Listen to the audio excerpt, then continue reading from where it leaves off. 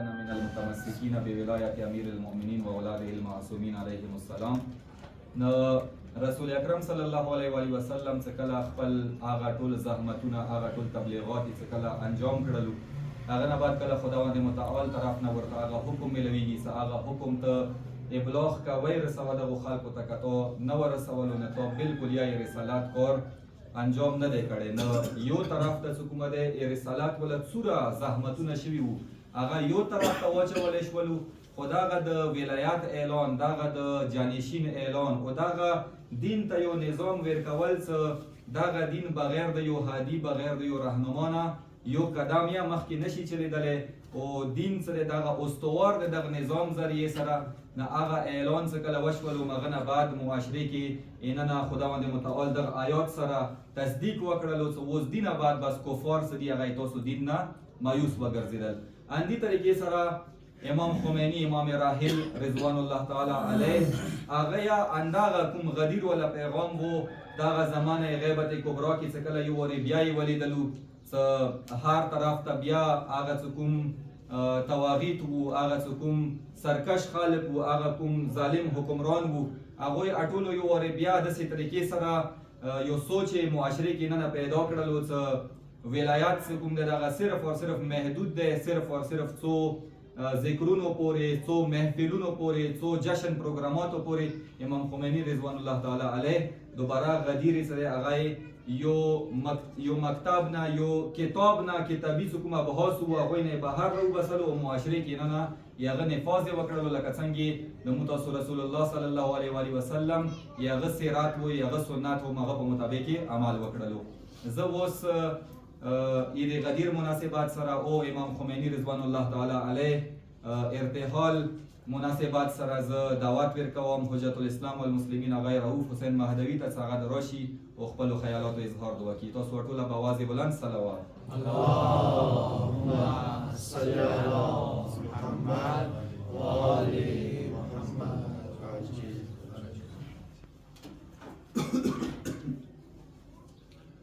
أعوذ بالله من الشيطان الرجيم. بسم الله الرحمن الرحيم وبه نستعين وهو خير ناصر ومعين. أما بعد، اللهم عجل لوليك الفرج. صلوات وسلام محمد وعلى محمد. اللهم صل على محمد و آل محمد. أطول قدر من وطن علماء الكرام، टीचर्स حضرات، جوانان و جوانان، دورز مناسبات سرا مو دین اسلام اور مکتب تشیع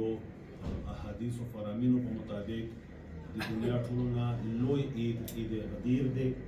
الله وحده لا شریک مو تاسو ټولو ته حقیقي معنی سره د عید مبارک وګرځي. سو جملے کو علماء اس کی فرمائے انشاءاللہ نور کسان بون کے بیانات پر کئی اختصار سره بیان دمو مناسبات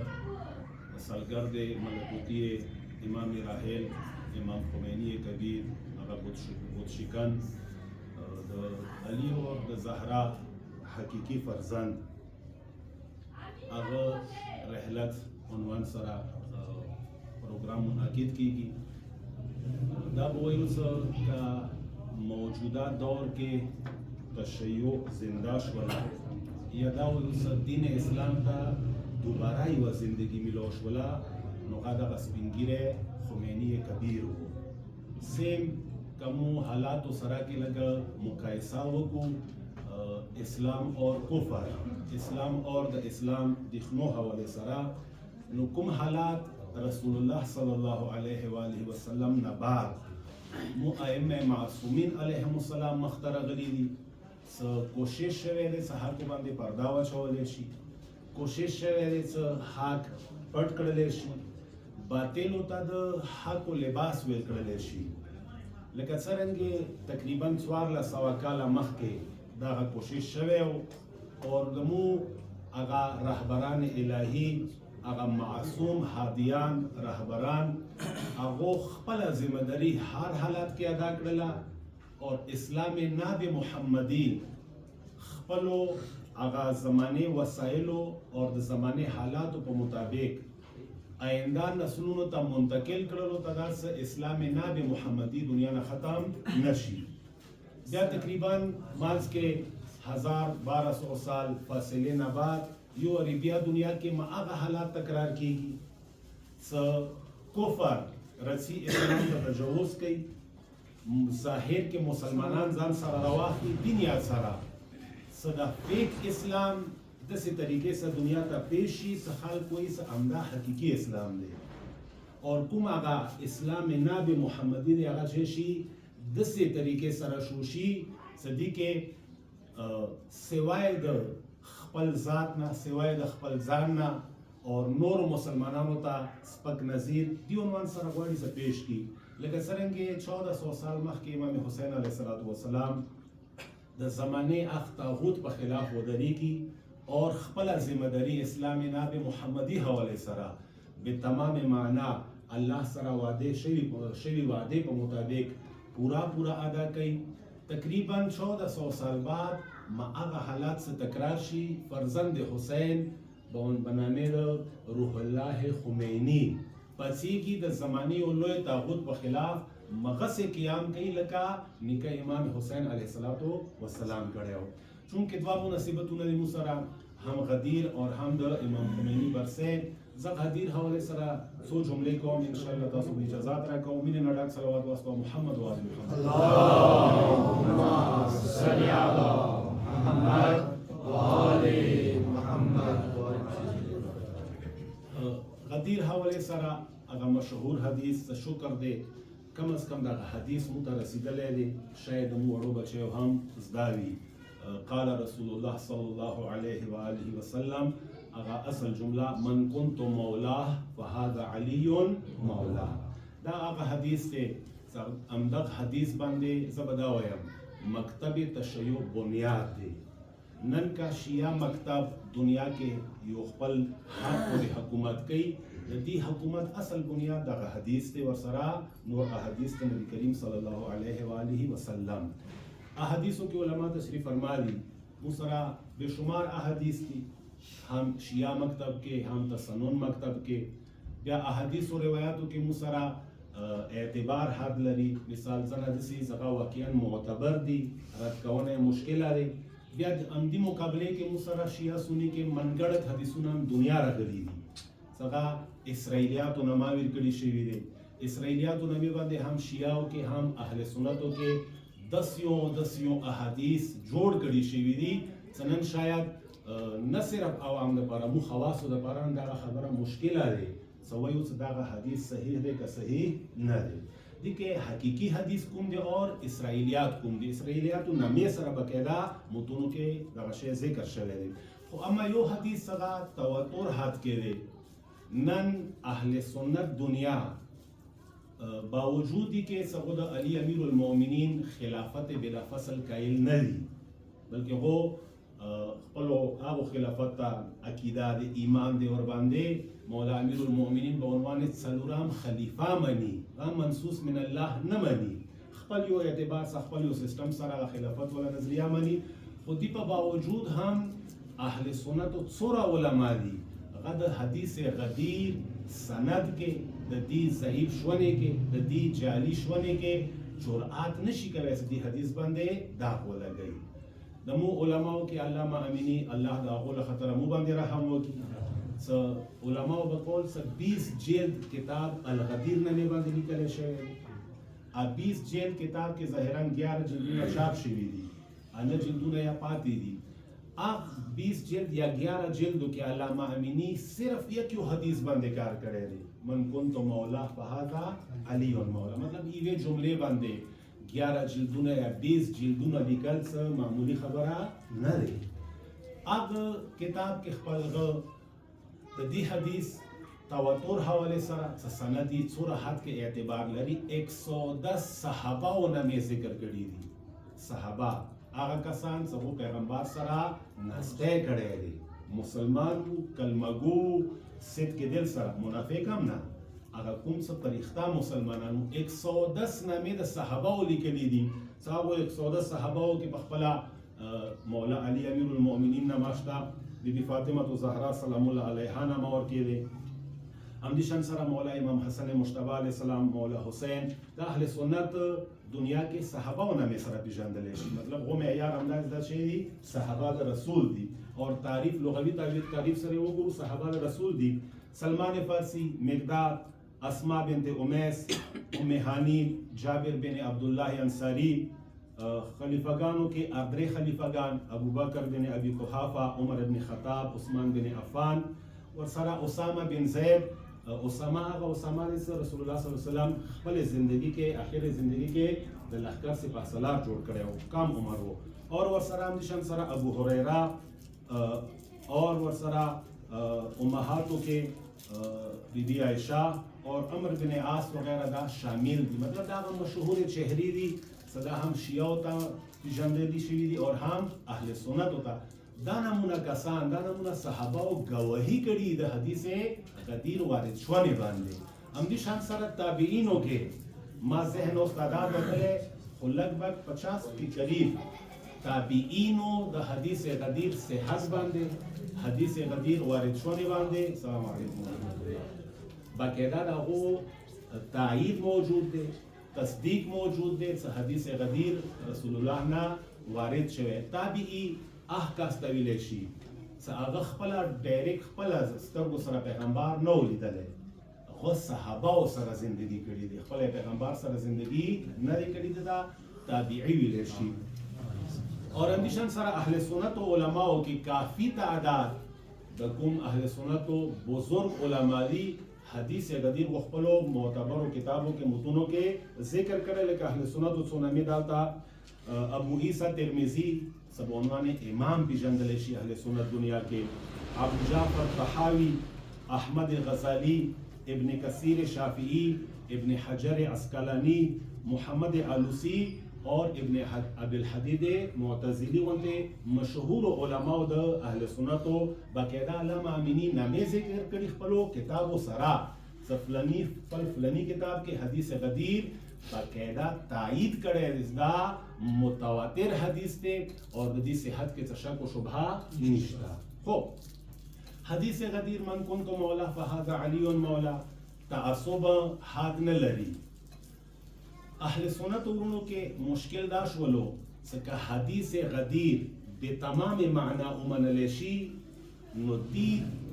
به تمام معنا منښت لازمات سره دی څه پکار دی خپلو خلفاو نه لاس هغه مثلا مفتی شاکر والا خبره ځکه کربلا کې هغه د شیعهګانو والا نظریه راواخلو نو 300 صحابه یې راډل مسله دا دی څه یو طرف ته حق دي د مو عقیدې په مطابق بل طرف ته د هغو ایمان دی مبنا دی اوس گرفتار شي دي څه وکړو لذا دې وجې نه اهل سنتو کې اکثرو علماو یا محدثینو یا دغو ائماو کوشش داسې کړی دی څه تقریبا هغه راواخلي دا هغه راواخلي داسې یو جامع ته نه جوړه کړي حدیث غدیر باندې بیا البته ځنې د اهل بیتو دیخنه د یو ټکی وکم څه خدای د اهل بیتو دیخمان څه هر څوک وي ته خوار او ذلیل او نست و نابود وګرځي پروردګار ته عذابونه زیات کې هم په دنیا باندې هم په آخرت باندې کوم متعصب خلق دي هغه به حده کوشش وکړو څه حدیث غدیر مخالفت وکړي خو کله د دې حدیث غدیر سند سټډي کوي د دې تواتر ته سترګې هړوي پوه دي سمو حدیث غدیر که دین یا سره انکار وکړو چې ساره شته نو دا میره سترګه په لاس پټول دي دا نشي کېدلی لذا پلانینګ وشولو باقاعده دې باندې څه وکړو که حدیث غدیر مخنیوی ونه کړو نو عنقریب که دغه حدیث خو دنیا ته عام شولو نو دنیا کې به بیا واقعا اسلام نامې باندې صرف یک یو مکتب زندگی کوي مکتب تشیع لذا هغو کېناستلو خوری وکړله کار یې وکړلو څه خوری وکړه حدیث معنی کې تحریف وکړلو من کنت مولا فهذا علی مولا لفظ مولا معنا تصرف کې راوستله اختلافي قرار کړله دوره بحثونه ورباندې وشولو سنن د یو ټکی زه وکړم اهل سنت نه شیعه موته د اوله بتصرف والا ټکی تقریبا ډېرو ته موته نه دی معلوم من كنت مولا فهذا علي مولا چا مولا زرم غو مولا علی دی و د مولا ټکی به مو سره پوی نه یو دغه د مو کو تهیدار د شیعو د مو اهل بیت منونکو څورا کار مخالفینو اهل سنتو نه د اهل بیتو دیخنو دغه حدیث عوام کې معاشره کې رایت شونه مخالفت کې کړي په کار دې کم از کم دی 2 برابر مددي حمایت کې کار کړي او افسوس خبره ده چې سمون نه دې غدیر کوم رنگ سره کوم شوق سره کوم زور سره احادیثو کې معصوم زبان نه تاکید شوی دی چې دې غدیر ډېر زور او شور سره منو کو نن خواصو کې هم دې غدیر به صرف مبارکي حق پورې دی دې غدیر د مبارک شه خاورز د مبارک شه نن ورځ د مبارک شه دینه پورته مو سره غدیر نشته جبکې کنن مو تاسو اټول سم مکتب تشیع کې شیعتو باندې خپل فخر کو دا د حدیث وجه دی نه مری کړه کا دیخمان اوسه اختاره کوم د اهل بیت او د دین اسلام محمدی دیخمان دی څنګه دیخنه لپاره د اسلام د دیخنو لپاره کفر لپاره يهودیت لپاره اور هغه خلک څنګه سر نه د اسلام مخالف دي هغه الیکار جوړ شوی دي هغه مقابله کې کما او تلک سکار کړي وي نو یقینا نن به غدیر ډیر زیات رنگ راوړیو غدیر مو مکتب هغه مکتب دی غدیر معنا څه دی غدیر معنا دا دی پروردگار الله وحده لا شریک انسان هدایت لپاره کم و بیش 1,24,000 انبیاء او سلسله راوستوله دا قاعده لطف ورته الله کله ز پیدا کم خدای پیدا د کم په کار د ما هدایت بندوبست وکړي د الله لطف تقاضا داري ز خپل بهترین مخلوق حفاظت وکي واجه سره واجه داري صدق بهترین مخلوق دښمن لري دښمنی سوکته فبعزتك لاغوينهم اجمعين زوروار دښمن دوره تکات لري څنګه ما کنټرول کوي شي یو طرف نه بهار شیطان ابلیس هغه زوروار دښمن بل طرف نه وجود کې نه نفس اماره خدای په کار ته د ما هدایت هم بندوبست وکړي لذا څنګه ما دوا دښنه دي یو وجود نه بهار دی وجود کې نه لري امدي طریقې سره د الله لطف تقاضا وکړه چې په کار د انسان هدایت لپاره کم از کم دوا راهنما راشي یو راهنما انسان وجود نه بهار د پیغمبر او د نبی په نامه باندې اور دویم مددگار دویم راهنما انسان وجود کې څنګه نفس اماره مقابله کې خدای خلق کړلو هغه روح یا عقل دی خو مو مکتب تشیع دغه کې امتیاز لري امتیاز داري نور مسلمانانو نظریه داري سر رهبر هادي پروردگار طرف نه رستول کاس غا صرف اور صرف نبوت شردیوری کې راغلي نبوت شردیوری نه بهار خدای طرف نه څوک راغلي دي نه څوک راشي اما مکتب تشیع امتیاز داري سناجی قیامت او ورځې پورې ما انسان زندگی کوونکی دی 1400 سال مخکې د خدای اخیره هادي نبی عنوان سره نبوت دروازې کې نبوت شردیوری کې 1400 سال مخکې راغلی دی 1400 سال مخکې دنیا نه لار دی پس دا 1400 سال سے لے کر آج تک اور نن نونی سا قیامت اور ورځې پورې دا تیر شوی دنیا نه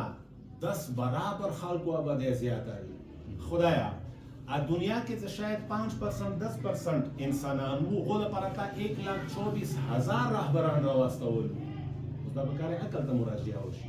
تام خو نو شي خبرو بسم الله نو یم خو ما کڅ نو مرجع ته مکمل وشي دا 5-10% خلک په نن آبادی په مطابق خو لپاره 1,24,000 کم و بیش رهبران راغو خدای نن دا 1400 سال مخکې آبادی په نسبت 10 برابر آبادی شوی دی نن تا رهبر ویلی نشته